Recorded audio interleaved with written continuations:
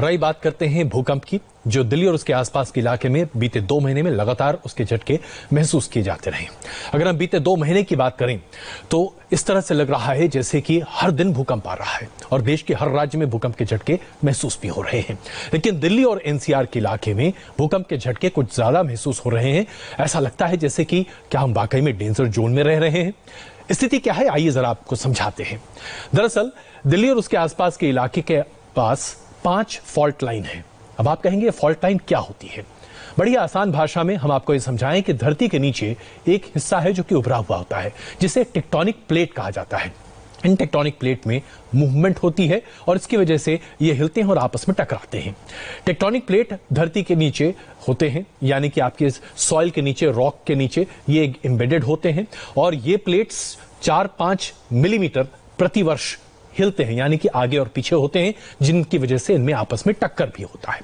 भूगर्भ वैज्ञानिकों के मुताबिक धरती के भीतर 7 टेक्टोनिक प्लेट्स हैं, जिसमें Bharat Indo Australian tectonic plate पर टिका हुआ है और इन दिनों इस प्लेट पर, यानी कि इंडो ऑस्ट्रेलियन टेक्टोनिक प्लेट पर काफी ज्यादा हलचल है और इसी वजह से दिल्ली और उसके आसपास के इलाकों में आपको भूकंप के झटके ज्यादा महसूस हो रहे हैं। दरअसल बीते 2 महीने में 26 से ज्यादा भूकंप दिल्ली और उसके आसपास के इलाके में आ चुके हैं और ये झटके 3.2 से लेकर 4.7 की तीव्रता के महसूस किए जा चुके हैं।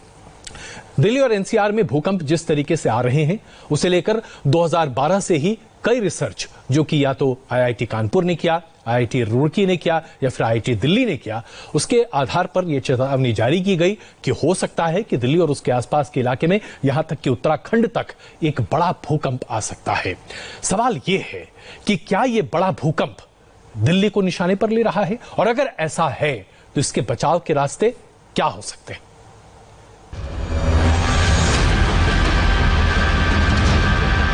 पिछले 2 महीनों में आए भूकंप के झटकों ने दिल्ली समेत पूरे देश को हिला दिया है। दिल्ली और आसपास के इलाकों में करीब 10 बार भूकंप के झटके महसूस किए गए। इसमें भूकंप की तीव्रता 2.2 रिक्टर स्केल से लेकर 4.7 रिक्टर स्केल तक रही है। ऐसा क्यों हो रहा है, पहले इसका भी विज्ञान समझिए। भूकंप संभावित क्षेत्रों को 5 जोन में बांटा जाता है, जिसे सिस्मिक जोन कहा जाता है। इसमें जोन 1 में भूकंप आने की आशंका सबसे कम रहती है, जबकि जोन 5 में ज्यादा खतरा रहता है। दिल्ली एनसीआर का इलाका सिस्मिक जोन 4 में आता है और यही वजह है कि उत्तर भारत के क्षेत्र में सिस्मिक गतिविधियां ज्यादा रहती हैं। सिस्मिक जोन 4 में आने वाले भारत के सभी बड़े शहरों की तुलना में दिल्ली में भूकंप की आशंका ज्यादा है। फॉल्ट लाइंस, जो फॉल्ट लाइंस के पास स्टेशंस होंगे, उनमें जब भी टेक्टोनिक प्लेट्स की मूवमेंट होगी तो उनमें संभावना ज़्यादा रहेगी इन अर्थक्वेक्स के आने की। और बाकी इनकी फ्रीक्वेंसी तो ज़रूरी पहले से ज़्यादा है, पर क्योंकि ये एक ऐसा विषय है जिसके बारे में कुछ भी भविष्यवाणी करना संभव नहीं है, ना कोई फोरकास्ट, ना कोई आप उसका अंदाज लगा सकते हैं कब आएगा, क्यों आएगा, कितनी इंटेंसिटी का आएगा, आप कुछ उसके बारे में कोई अभी तक ऐसा कोई यंत्र नहीं है जो आपको बता सके कि कब होने वाला है earthquake. It is still an unknown science. देश के दूसरे महानगर मुंबई, कोलकाता, चेन्नई और बेंगलुरु जैसे शहर सिस्मिक जोन 3 में आते हैं। दिल्ली के लिए खतरा इसलिए भी है क्योंकि यह शहर हिमालय के नजदीक है।